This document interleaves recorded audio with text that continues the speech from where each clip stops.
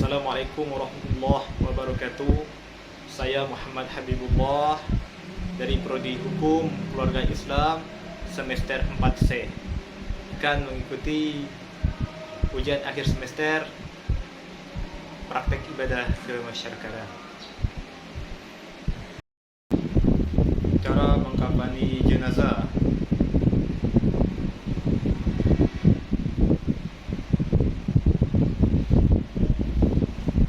Yang pertama, cara mengkafani jenazah laki-laki.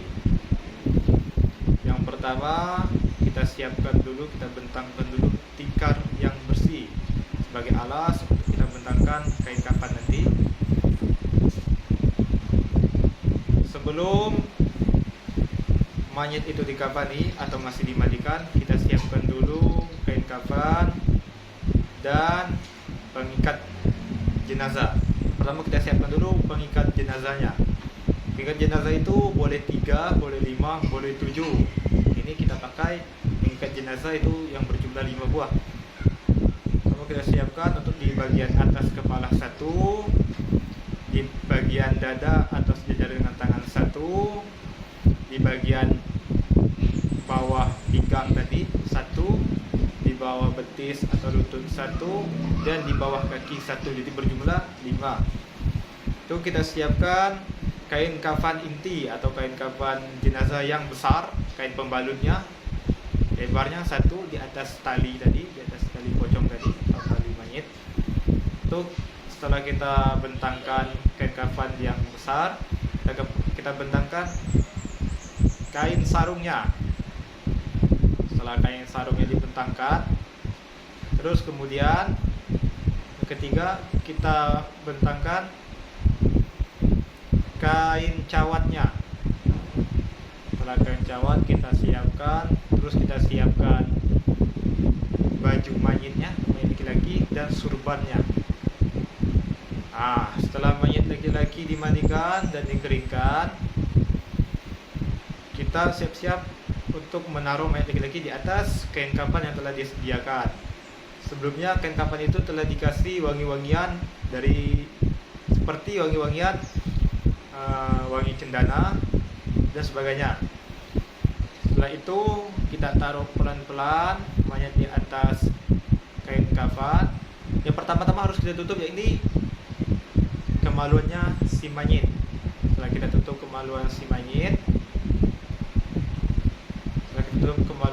barulah kita kasih kapas di bagian paha, sampai di bagian kaki bawah kita kasih kapas, terus di bagian kemaluan kita kasih kapas. Setelah kita kasih kapas, terus kita tutup dengan kain cawat tadi atau seperti kolor yang pria tadi kita tutup. Setelah kita tutup dengan kain cawat tadi, barulah kita tutup lagi dengan kain sarungnya. Tutup dengan kain sarung. Setelah ditutup bagian bawahnya, kita kasih juga bagian atas mayat itu kapas, mulai itu dari kepala, telinga, mata, bawah mulut ini kita kasih kapas. Setelah dikasih kapas, barulah kita pasangkan bajunya. Kita pasang baju. Setelah kita pasang baju, lalu kita balutkan di kepala mayit itu dari surban. Semuanya itu terbuat dari kain kafan. Tidak ada yang tidak terbuat dari kain kafan, yang dibentuk dengan sedemikian rupa. Setelah itu tadi, setelah dibalut dengan pembalut atau surban kepala tadi, terus kita balut mayit. Itu kita balut mayit dari kiri bagian bawah, dari kiri ke kanan bagian atas mayit, sehingga perlawanan arah. Dengan kuat kita balut, kita pastikan semuanya sudah terbalut dengan rapi dan kuat. Setelah itu barulah kita pasang tali pocong atau tali mayatnya, mulai dari atas kepala kita balut, terus di bagian tangan tadi atau di dada tadi juga kita pasang ke bagian kiri, terus juga di bawah bagian punggungnya juga, terus di bawah lutut atau kaki juga, terus di bawah, paling bawah kaki, di paling bawah kaki juga kita pasang. Jadi jumlahnya 5. Kenapa ditaruh di bagian kiri? Karena untuk memudahkan mayatnya untuk membuka mayatnya ketika berada di dalam liang kubur atau dalam liang lahat. Setelah dilakukan semuanya proses pengkafanan, maka selesai dikafankan, baru mayat itu siap untuk disolatkan dan dikuburkan. Demikianlah cara-cara sederhana dalam mengkafani jenazah mayit laki-laki.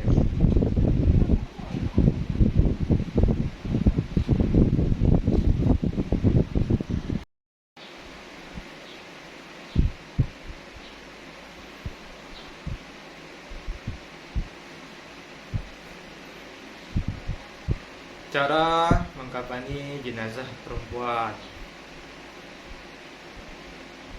Ini yang pertama kita bentangkan dulu tikar. Kita bentangkan tikar. Pertama kita harus persiapkan yaitu tali pocong. Tali pocong itu sama halnya seperti laki-laki tadi, ganjil, boleh 3, boleh 5, boleh 7. Kita pakai 5. Pertama diikatkan di atas kepala, yang kedua sejajar dengan tangan atau dada, yang ketiga di bawah pinggang, taruh di bawah pinggang, terus di bawah lutut atau di bawah betis, terus yang terakhir di bawah kaki. Pas ada 5 pengikat. Sebelum mayat itu selesai dimandikan, kita siapkan yang pertama kain pembalut yang lebih besar. Kain utamanya kita siapkan, kita bentangkan. Setelah itu kita bentangkan pula kain sarungnya yang menutupi dari pantat sampai ujung kaki. Kita bentangkan juga. Terus kita siapkan kain dalamnya atau kain cawatnya. Setelah disiapkan kain cawat, kita siapkan kerudungnya. Setelah disiapkan kerudung, baru baju kurungan sama seperti laki-laki tadi. Bajunya baju kurungan, tapi berbeda ini ya. Semuanya itu terbuat dari kain kafan. Setelah semuanya selesai disiapkan, barulah mayat itu setelah dikeringkan, barulah diangkat ke kain kafan. Sebelumnya juga kain kafan itu telah dikasih wangi-wangian seperti minyak wangi cendana dan lain-lain sebagainya. Setelah dikasih, kita taruh mayat. Yang paling pertama itu harus ditutup adalah bagian kemaluannya. Bagian kemaluan kita tutup. Kita tutup bagian kemaluannya sebelum pakai sarung tadi, sebelum ditutup pakai kain cawat. Setelah itu kita pasang baju dulu. Kita pasang baju. Kita pasang dulu kerudungnya. Setelah bagian bawahnya ditutup dengan kain dari kekapan tadi, kita taruhkan kapas. Kita taruh kapas, kita tutup bagian-bagian yang mungkin bisa mengeluarkan bentuk kotor-kotoran, kita tutup bagian bawah-bawahnya. Kita sumpal pakai kapas, kita tutup pakai kapas. Sama hal seperti yang laki-laki tadi ya, kita kasih kapas di pinggiran paha-pahanya sampai kakinya. Terus setelah kita kasih kapas, kita pasang kemaluannya, jangan nampak tuh. Kita pasang kemaluannya dari dalam, hati-hati supaya tidak nampak aurat perempuan tadi. Kita pasang cawatnya seperti kolor yang tadi. Setelah kita pasang cawatnya, terus kita tutup pakai kain kedua tadi ya, kain seperti kain sarung tadi ya. Yang laki-laki ada juga, tapi itu lebih panjang. Kalau yang perempuan tuh menutup sampai kaki. Pasang sarung. Setelah semuanya selesai, kita pasang. Lalu di bawah kepala itu kita Aduh, ada yang tinggal. Maaf, tadi ada yang ketinggal. Sebelum kita pasang kerudung tadi, kita ada lupa kita taruh kapas dulu ya. Sebelum kerudung dipasang tadi, itu kerudung tuh terakhir ya. Nah, kerudung terakhir kita kasih kapas, kita pasang kapas belakang telinga, di wajah-wajahnya, kita kasih kapas. Barulah kita tutup dengan kerudung. Setelah kita tutup dengan kerudung, setelah semuanya selesai, kita teliti dengan baik. Barulah kita bungkus pakai bungkusan yang lebar tadi. Mulai dari kiri bagian bawah dan bagian atas bagian kanan, berlawanan, kita tutup begitu.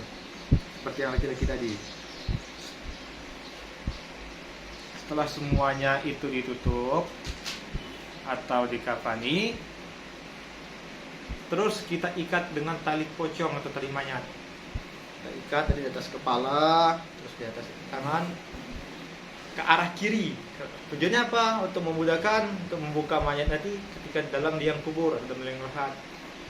Jadi bawah pinggangnya seperti yang laki-laki tadi ya, dari bawah lututnya ke bawah kakinya. Setelah semuanya serangkaian cara mengkafani mayat perempuan selesai, maka mayat perempuan itu selanjutnya bisa disolatkan dan dikuburkan tempat yang terakhir. Mungkin itulah cara-cara sederhana cara mengkafani mayat perempuan. Maaf tadi agak kurang sistematis, ada yang terlewat ya, maaf jika ada yang lupa. Yang kerudung tadi itu terakhir lupa dikasih kapas ya.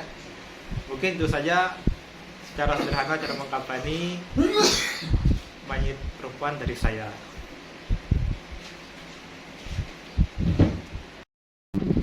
Niat dan bacaan sholat jenazah.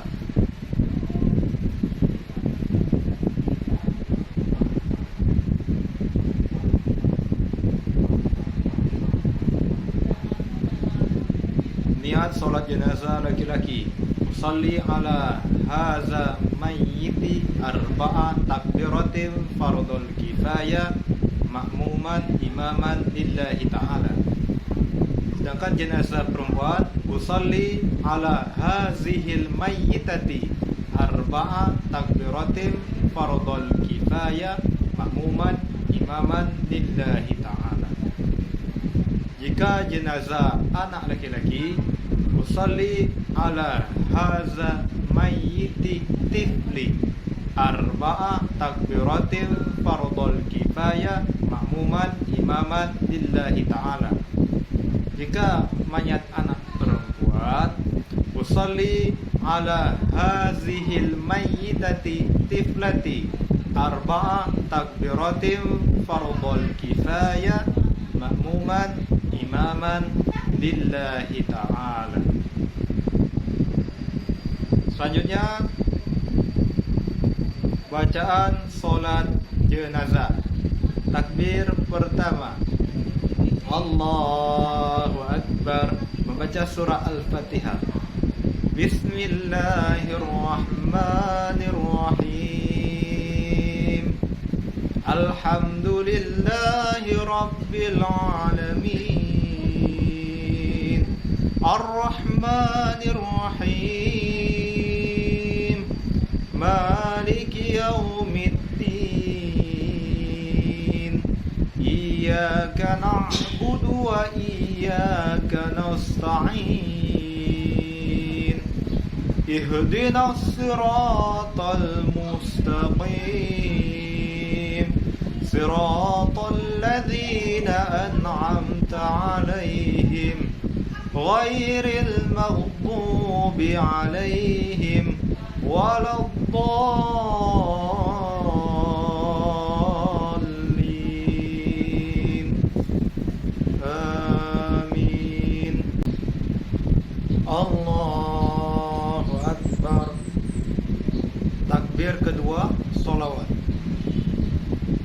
Allahumma salli ala Sayyidina Muhammad wa ala ali Sayyidina Muhammad kama sallaita ala Sayyidina Ibrahim wa ala ali Sayyidina Ibrahim wa barik ala Sayyidina Muhammad wa ala ali Sayyidina Muhammad kama barakta ala Sayyidina Ibrahim wa ala ali Sayyidina Ibrahim fil alamin innaka Hamidum Majid. Allahu Akbar.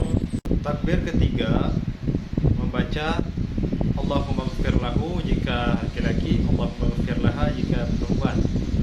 Bila Allahumma ighfir lahu wa afihi wa'fu anhu wa akrim nuzulahu wa wasid madkhalahu waghsilhu bil ma'i was salji wal baradi wan nakkihi minal khotaya kama yunqas thawbul abyadu minad danasi wa abdilhu daran khairan min darihi wa ahlan khairan min ahlihi wa zawjan khairan min zawjihi wa kihi fitnatal qabri wa azaban nar.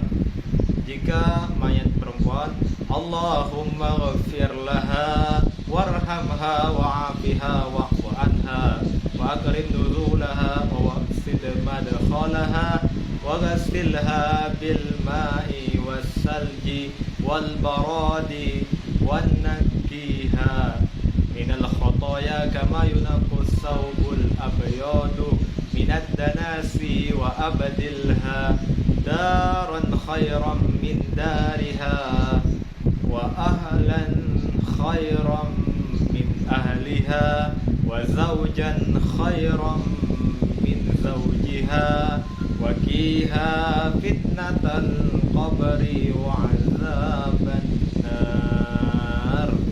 Jika anak laki-laki, Allahumma ja'alhu faratan li abawaihi wa salafan wa zuhran wa izatan wa ihtibaran wa syafi'an wa thakkil bihi mawazinahuma wa afrighis sabri ala qulubihima wa la tahtinhuma ba'dahu wa la tahrimhuma ajrahu wa ghafir lana wa lahu wa li ikhwanina alladhina sabaquna bil iman wa la taj'al fi qulubina ghillan lil ladzina amanu innaka raufur rahim. Jika anak perempuan, Allahumma ja'alha faratan li abawaiha wa salafan wa zuhran wa izatan wa ihtibaran wa syafi'an wa thakkil biha mawazinahuma wa afrighis sabri ala qulubihima wa la taftinhuma ba'daha wa la tahrimhuma ajraha wa ghafir lana wa laha wa li ikhwanina alladhina sabaquna bil iman wa la taj'al fi qulubina ghillan lil ladzina amanu innaka raufur rahim. Takbir keempat, Allahu Akbar. Membaca jika laki-laki, Allahumma la tahrimna ajrahu wa la taftinna ba'dahu wa ghafir lana wa lahu wa li ikhwanina alladzina sabaquna bil iman wa la taj'al fi qulubina ghillan lil ladzina amanu innaka raufur rahim. Jika mayit itu perempuan, Allahumma la tahrimna ajraha wa la taftinna ba'daha wa ghafir lana wa laha wa li ikhwanina alladzina sabaquna bil iman wa la taj'al fi qulubina ghillan lil ladzina amanu rabbana innaka raufur rahim. Assalamualaikum warahmatullahi. Assalamualaikum warahmatullahi. Demikianlah niat dan cara sholat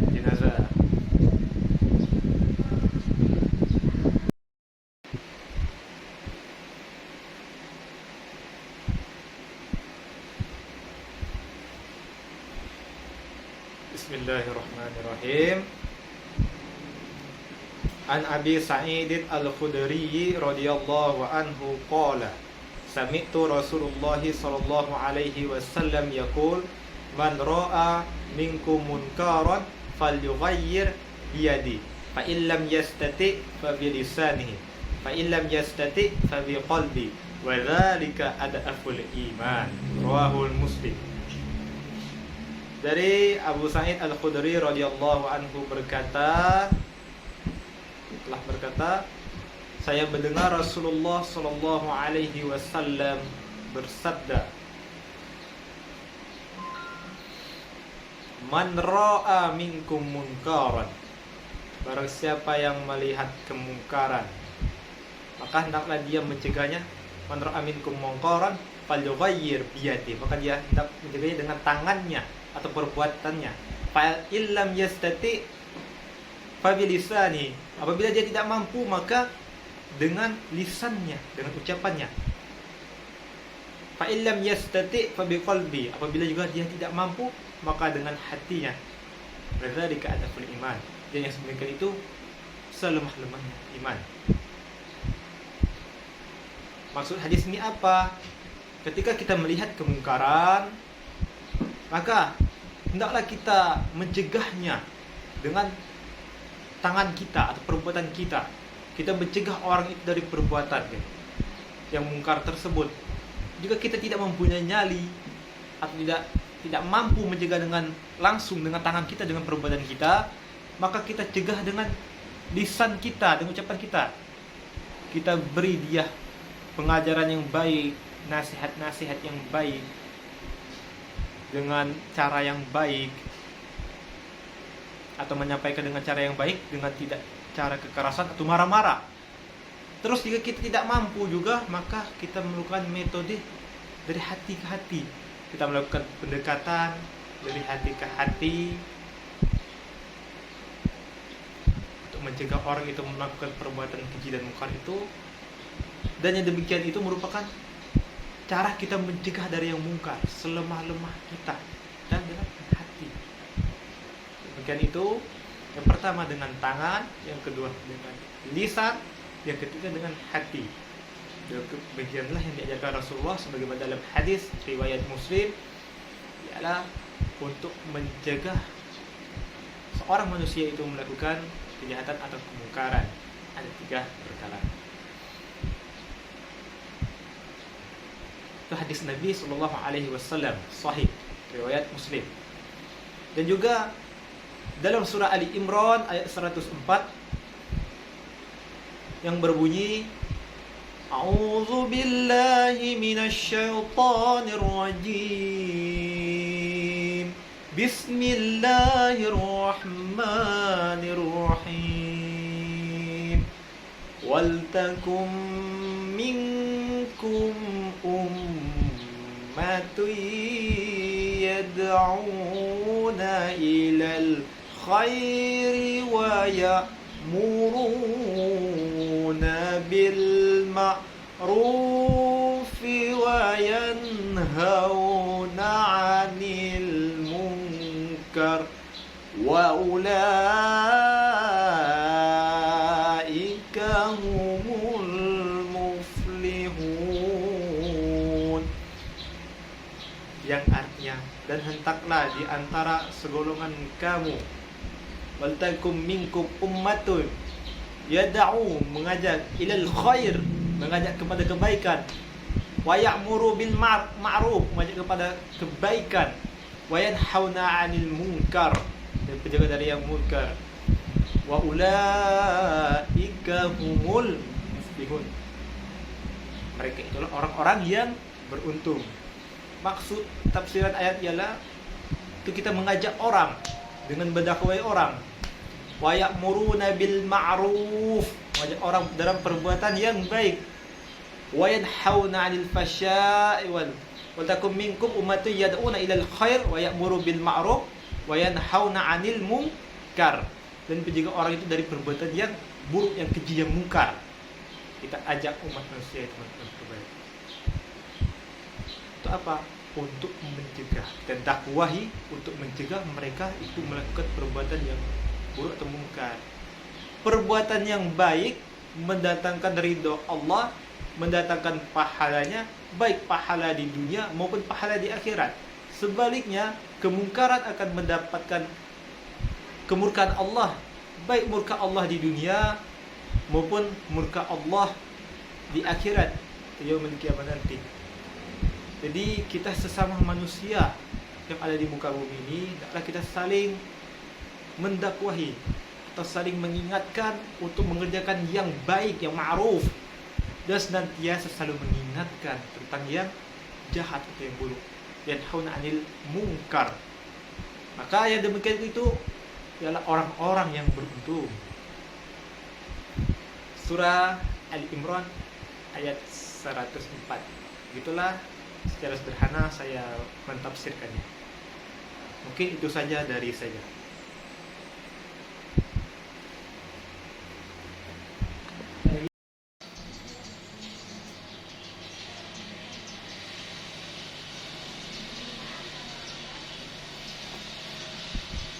Doa walimatul ursi. Barakallahu laka wa baraka alaika wa jama'a bainakuma fi khair. Allahumma alif bainahuma kama alafta baina Adama wa Hawa, wa alif bainahuma kama alafta baina Sulaiman wa Bilqis, wa alif bainahuma kama alafta baina Yusuf wa Zulaiha, wa alif bainahuma kama alafta baina Nabiyya sallallahu alaihi wasallam wa azwajihi wa Khadijatul Kubra. Rabbana hab lana min azwajina wa zurriyyatina qurrata a'yun waj'alna lil muttaqina imama. Rabbana atina fid dunya hasanah wa fil akhirati hasanah wa qina adzaban nar. Wa sallallahu ala sayyidina Muhammadin nabiyil ummi wa ala alihi wa sahbihi wa barik wa sallim. Subhana rabbika rabbil izzati amma yasifun wa salamun alal mursalin walhamdulillahi rabbil alamin. Demikianlah doa walimatul ursi. Bismillahirrahmanirrahim.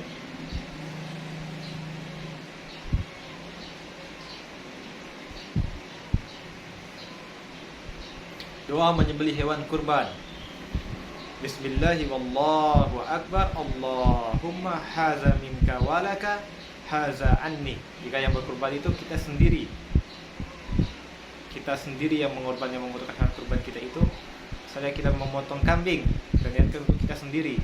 Lain halnya jika kita meminta tolong kepada orang lain untuk memotong hewan kurban kita itu, maka niatnya menjadi Bismillahi wallahu akbar. Allahumma hazi minka walaka haza an fulan. Ini dari haza an fulan, saya Habib bin Soman. Lalu ditambahkan dengan doa Allahumma taqabbal min fulan wa alin fulan. Jika yang berkurban itu satu orang atau hewannya itu untuk diniatkan untuk satu orang, misalnya kambing. Lain halnya jika sapi, kerbau atau unta, maka 7 orang. Jika diniatkan untuk meminta tolong orang lain yang menyembelihkannya, maka niatnya Bismillahi wallahu akbar. Allahumma haza minka walaka haza anhum. Haza anhum, itu yang berbedanya. Haza anhum disebutkan siapa? Misalnya Musa bin Yakub, itu Aisyah, Rabi'ah bin Junud, dan lain-lain sebagainya sampai 7 orang. Itu disebutkan sebelum orang memotong hewan kurban. Seperti hal yang kita ketahui waktu ibadah haji kemarin disebut itu 7 orang, misalnya sapi 7 orang disebut, ini bin sekian, ini bin ini, lalu dipotong hewan kurbannya. Itu pula cara doa menyembelih hewan kurban. Terus cara menyembelih hewan akikah. Maka doanya Bismillahi Allahu Akbar, Allahumma minka walaka, Allahumma taqabbal minni haza aqiqah. Jika itu kita laki-laki, haza aqiqah, disebut namanya, misalnya Ar-Rahman bin Yunus, Ar-Rahman bin Yunus disebut haza aqiqah. Dan hanya jika itu untuk perempuan, Bismillahi wallahu akbar, Allahumma minka walaka, Allahumma taqabbal minni hazihi aqiqatu. Jadi berubah. Jadi hazihi aqiqatu. Dhamirnya berubah. Hazihi aqiqatu. Karena itu perempuan. Misalnya Khairun Nisa binti Abdul Bani. Nah, gitu ya. Mungkin itu saja doa yang saya ketahui tentang penyembelihan hewan kurban dan hewan akikah.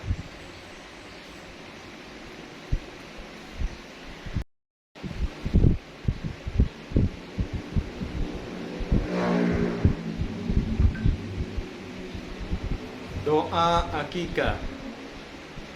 Allahumma in haza akikah, Allahumma inna haza aqiqah. Nhớ kan ya? Có thể được. Doa akikah. Allahumma inna haza aqiqah. Sebutkan namanya siapa, misalnya Ar-Rahman bin Rustam Effendi, karena ini laki-laki. Dan halnya kalau perempuan, Allahumma inna hazihi aqiqatu, misalnya Fatimah binti Nurdin Effendi. Nah, maka ditambah doanya fataqabbalha, taqabbalta Sayyidina Ibrahim, fataqabbalta Sayyidina Muhammadin sallallahu alaihi wasallam. Pada lanjutkan dengan doa-doa lagi. Maka Rabbana hablana min azwajina, bisa, dan lain doa-doa lain sebagainya. Mungkin itu saja dari. Demikianlah hasil dari ujian akhir semester saya, praktek ibadah kemasyarakatan. Lebih dan kurangnya saya mohon maaf, kepada Allah saya mohon ampun. Wallahul muwaffiq ila aqwamit thoriq. Wassalamualaikum warahmatullahi wabarakatuh.